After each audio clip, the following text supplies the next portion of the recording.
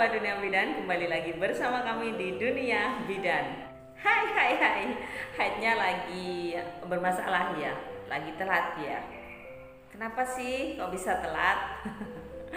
Oke, untuk video kali ini kita bakal bahas tuntas tentang kenapa sih menstruasi bisa telat, apa saja sih penyebabnya. Oke, jangan kemana-mana ya, ikuti terus Dunia Bidan. Kenapa sih menstruasi itu bisa terlambat, atau apa saja sih yang bisa menyebabkan menstruasi atau haid itu terlambat ya? Sebelum kita mengetahui apa sih mengapa sih menstruasi terlambat, kita tahu dulu ya bagaimana menstruasi yang normal. Menstruasi yang normal itu adalah 28 hari ya. Tapi masih ada toleransi. Jadi bisa mundur 7 hari. Artinya ketika siklus kita itu 35 hari itu masih tergolong normal, dan juga bisa maju 7 hari ya. Jadi kalau menjadi 21 hari siklus menstruasi kita itu juga disebut dengan normal. Sekarang kita bahas apa saja sih penyebab menstruasi itu menjadi terlambat atau tidak menstruasi. Yang pertama adalah hamil. Hamil itu menyebabkan tidak menstruasi. Seorang wanita itu tidak menstruasi karena apa? Yang endometrium yang menebal dan seharusnya itu bisa luruh, itu karena tertanami bayi sehingga harus menghidupi bayi dan tidak bisa luruh atau tidak bisa jatuh menjadi menstruasi.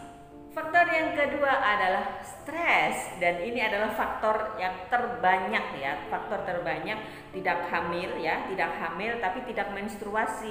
Ini adalah biasanya karena stres ya. Karena apa? Stres itu bisa mengganggu produksi hormon sehingga hormon estrogen dan progesteron itu menjadi terganggu produksinya dan tidak seimbang sehingga mengakibatkan tidak menstruasi. Penyebab yang kedua adalah peningkatan berat badan yang berlebih. Jadi berat badan yang mulanya kecil atau rendah, setelah itu dalam waktu yang sangat singkat dia melesat menjadi berat badan yang sangat banyak ya. Jadi memiliki berat badan yang laju kenaikan berat badannya itu cukup signifikan, sehingga ini akan mengakibatkan yang namanya hormon itu menjadi tidak seimbang. Begitu juga penurunan berat badan yang signifikan ya. Jadi berat badan yang semula itu misalkan orangnya gendut, setelah itu jadi kurus ya, yang cukup signifikan ya, lebih dari 10% dalam waktu yang singkat, itu juga mengakibatkan perubahan hormon ya, perubahan keluarnya hormon sehingga menjadi tidak seimbang, dan ini juga bisa menyebabkan gangguan menstruasi atau menjadi tidak menstruasi. Yang keempat adalah penggunaan KB hormonal. Ya, penggunaan KB hormonal ini memang cukup banyak ya. Jadi para ibu-ibu biasanya kan menggunakan KB ya, dan KB-nya itu hormonal. Hormonal ini berarti KB yang di dalam tubuh itu mengeluarkan hormon, dan dia ditambah lagi dengan hormon-hormon yang lain sehingga menjadi di dalam tubuh itu menjadi bereaksi dan menjadi mengakibatkan ini tidak menstruasi. Jadi menstruasi yang memang dibuat ya, tidak menstruasi yang memang dibuat. Misalkan Bunda menggunakan KB yang 3 bulan ya.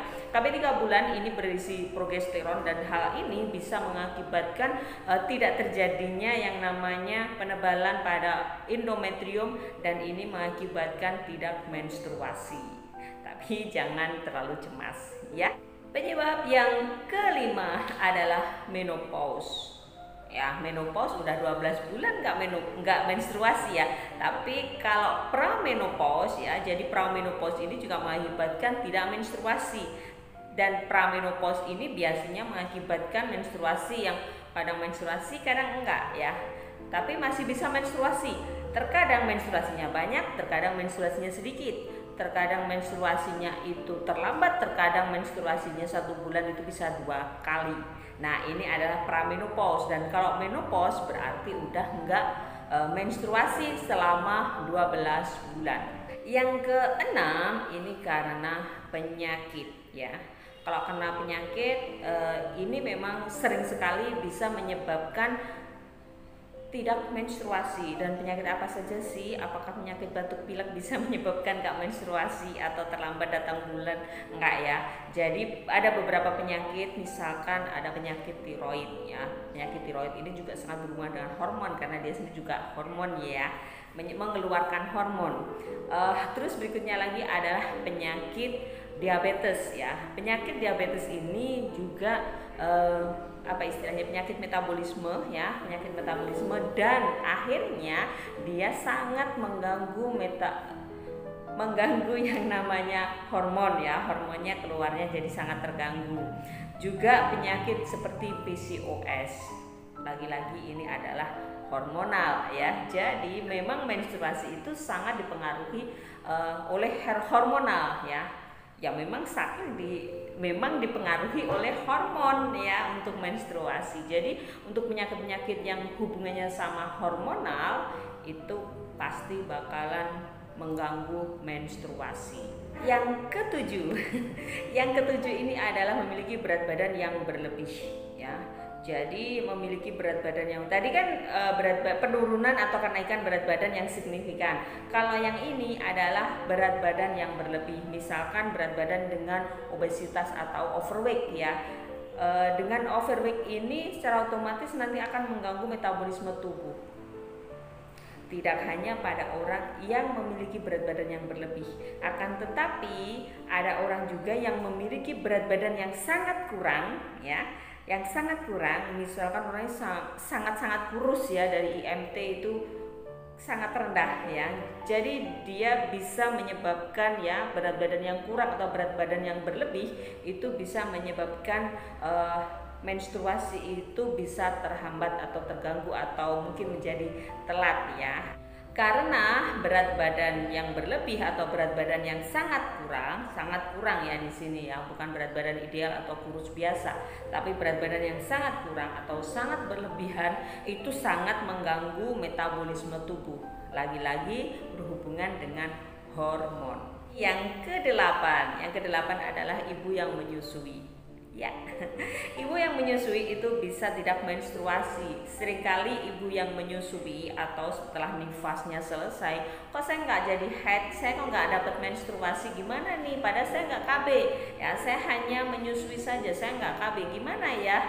Iya bunda, untuk menyusui ini memang sangat mengganggu kembalinya kesuburan ya, kembalinya menstruasi juga sangat terganggu. Ini memang sebenarnya program dari tubuh itu sendiri. Karena menyusui diberikan kesempatan ya untuk mengembalikan tubuhnya untuk tidak hamil lagi. Nah ini memang proses alam ya. Jadi kalau bunda menyusui pasti akan bukan pasti ya, tapi kemungkinan akan mengalami menstruasi yang terganggu atau terlambat menstruasi. Yang kesembilan ini adalah karena merokok ya. Merokok diam-diam mengganggu menstruasi ya.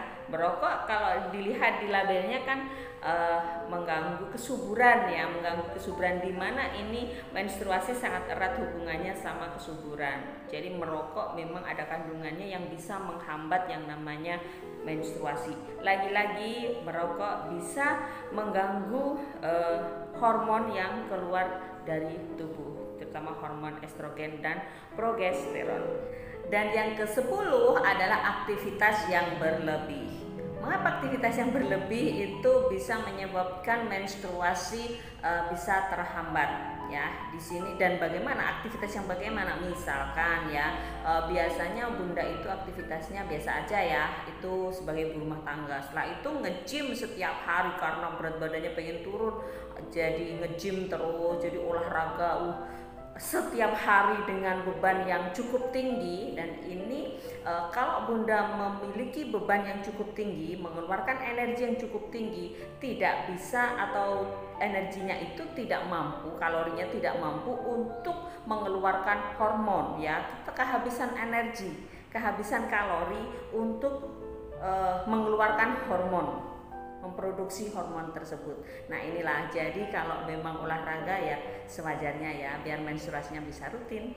Oke, semoga bisa bermanfaat buat kita semuanya, dan apabila Anda merasakan kebermanfaatannya, jangan lupa like, comment, and subscribe. dunia bidan.